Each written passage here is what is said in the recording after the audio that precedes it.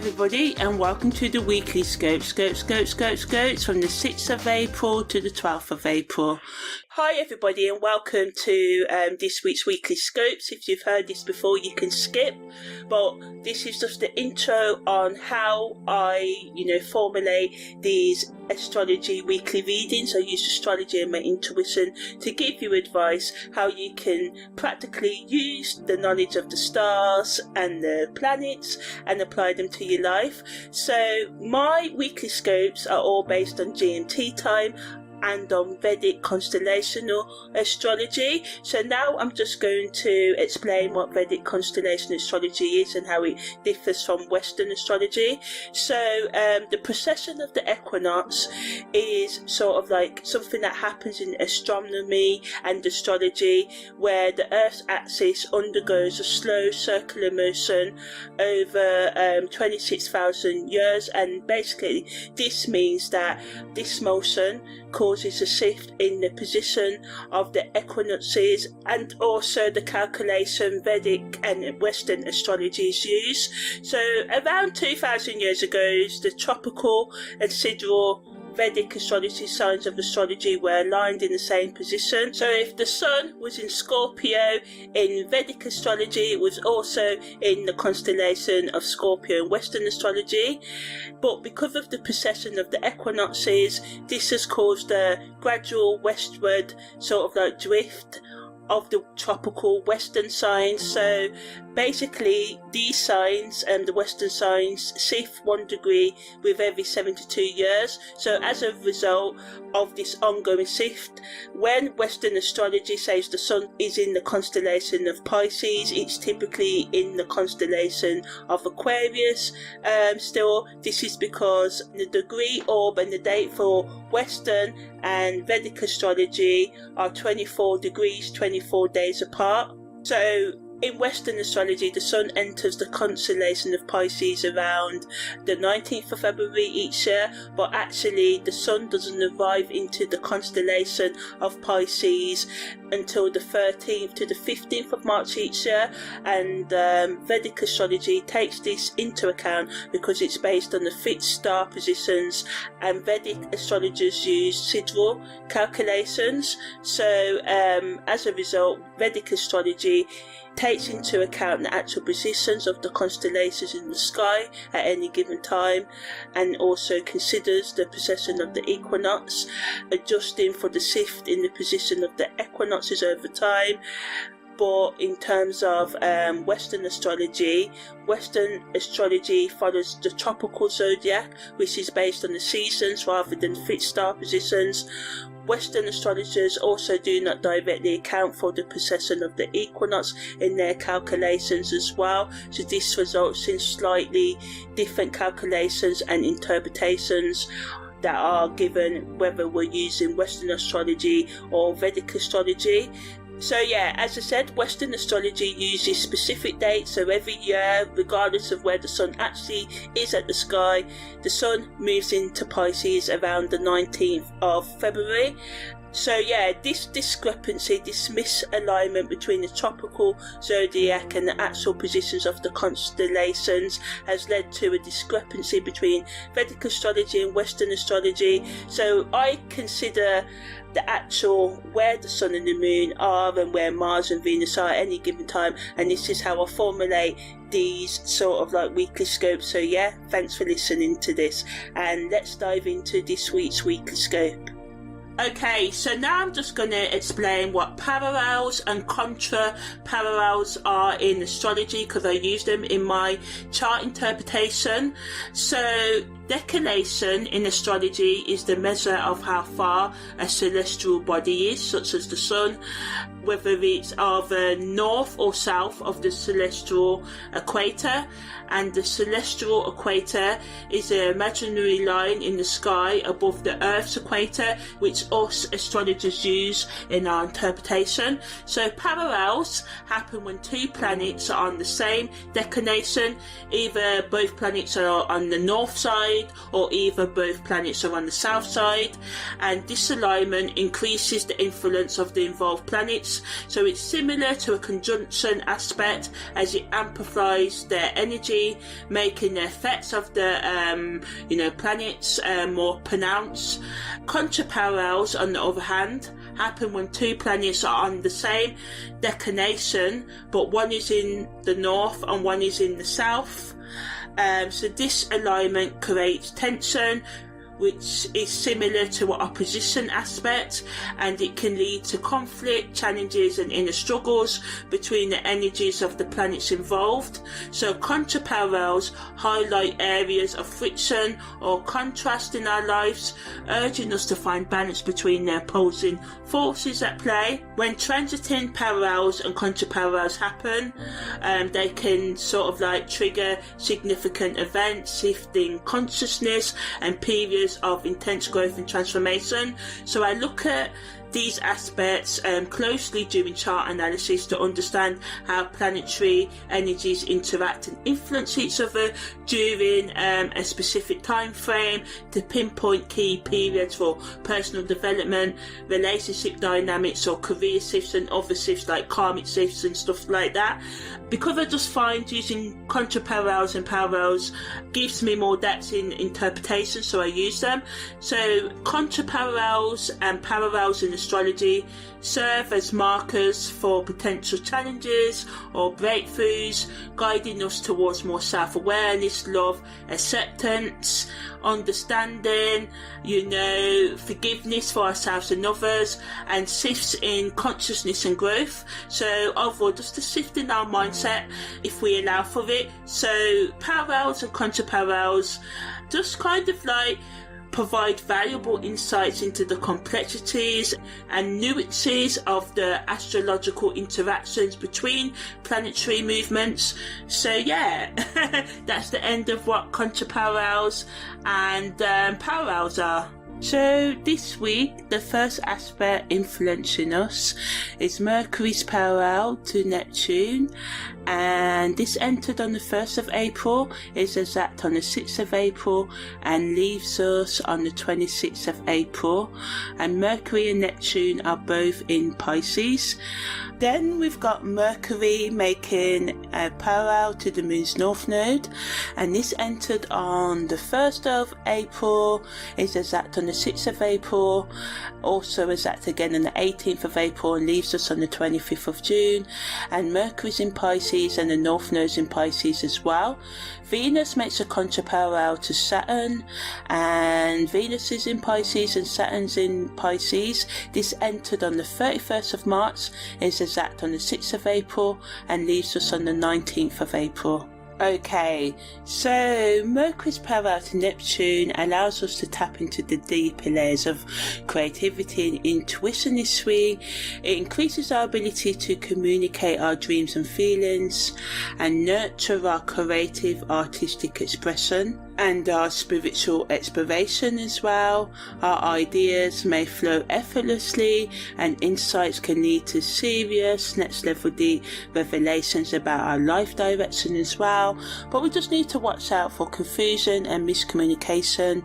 The law of fantasy can sometimes lead us away from reality, so nurturing realistic expectations is good, because it can make us be unrealistic, and misunderstandings can come up in our professional and personal relationships as well.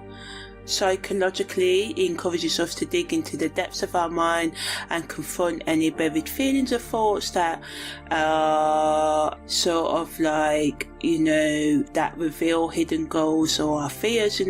Pay attention and work through them, and question the stories that we tell ourselves about ourselves and lives and what we can achieve, right? And look into whether they align with your true spiritual beliefs, because a lot of time we get things intellectually right, but to put them into practice can be hard. But this is what we need to do to truly be living and reaching our goals, right? So spiritually, it's a time for healing and awakening, and to connect connect with universal energies that guide our journey this week. And esoterically, it allows us to have increased awareness about ourselves and the world, and a deeper understanding of our connection to the cosmos and the world if we're willing to work with this energy, right?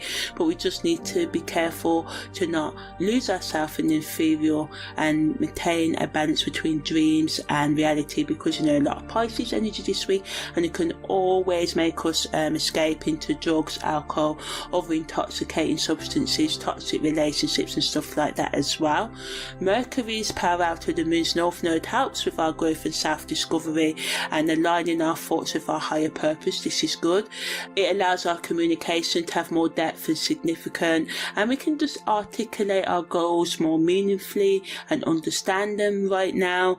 And it just helps us with journaling, putting our energies into creative projects this week, and having engaging discussions about our dreams and goals, but negatively adds to the escapism, and this increased sensitivity can make it hard for us to stay grounded. So we must do the things to help us stay grounded this week in healthy ways.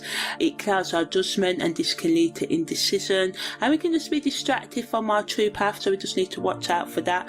Psychologically, it wants us and supports us again with exploring our unconscious motivations. What are the thoughts saying that lead us to automatically respond or react in certain ways? It wants us to rethink our life directions and uncover the hidden patterns that influence our decisions and relationships, especially those that influence them for the worse, and focus on resolving our toxic thoughts and our unresolved childhood traumas.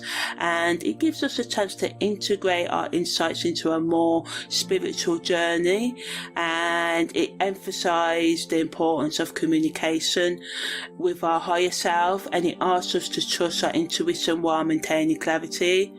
It wants us to just get more in touch with our authentic self and live a more authentic existence, and look at our day-to-day lifestyle habits this week and see how they are supporting our long-term goals or keeping us away from them. Venus's contra-parallel to Saturn gives us the ability to be realistic in our assessment of our relationships and finances. We may be more inclined to prioritize stability and commitment, and it allows us to nurture our connections on mutual respect and shared values, and work through any issues that come up with, and to stay focused and disciplined and be able to concentrate and set new healthy routines.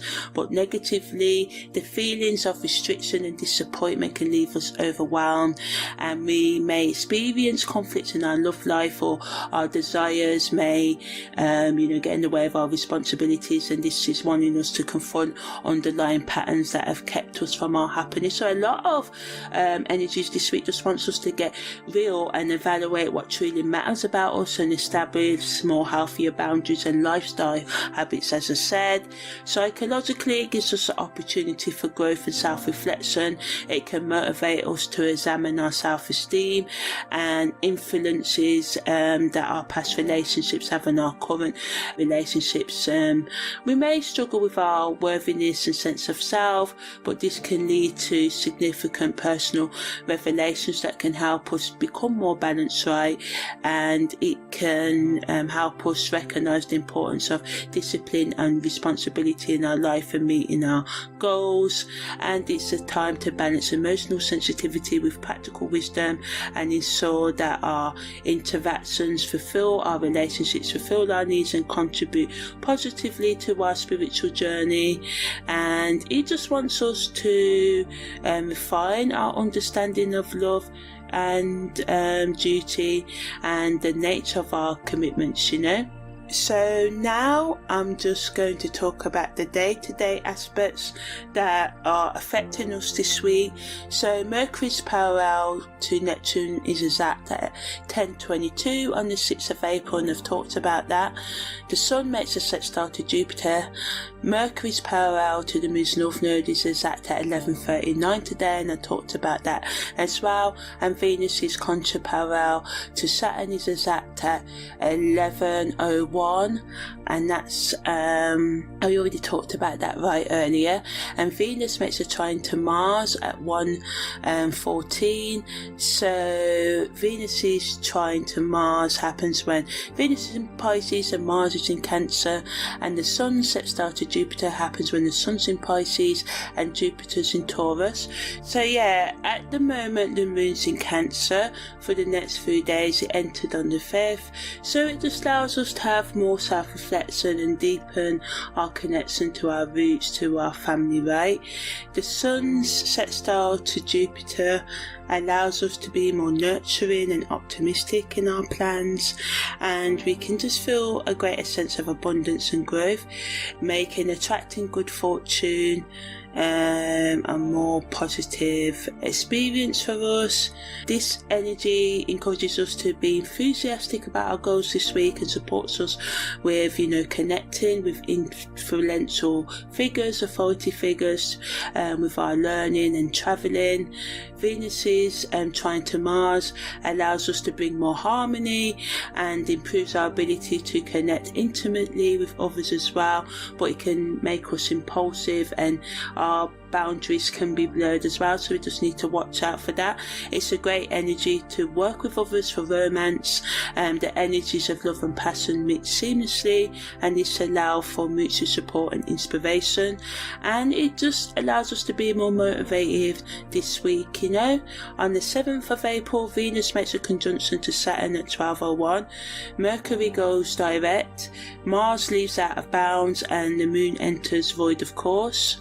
So Venus's conjunction to Saturn happens when Venus is in Pisces and Saturn's there as well, and it allows us this week to establish boundaries, which is really good, and motivates us to commit more seriously to those we value and balance our responsibilities with our desires. And it just calls for reflection on what really brings us joy, and think about how those elements can coexist, the things that make us happy with our responsibilities and obligations. It's a time to prioritise our long-term stability over fleeting pleasures, instant gratification, thinking more about firming up our partnerships, our finances, our, think about financial planning and stuff that are going to make our day-to-day habits better. So thinking about how you can care more for your overall well-being and things like that. Mercury going direct means that shortly there'll be an end of communication essays that Mercury retrograde brings as well, and we can just start to have a more smoother flow of information and communication, and it just allows us to be more clear in our thoughts and express ourselves with greater accuracy. Mars out of bounds, even though I've done a more in-depth analysis of both Mercury going direct to Mars leaving out of bounds.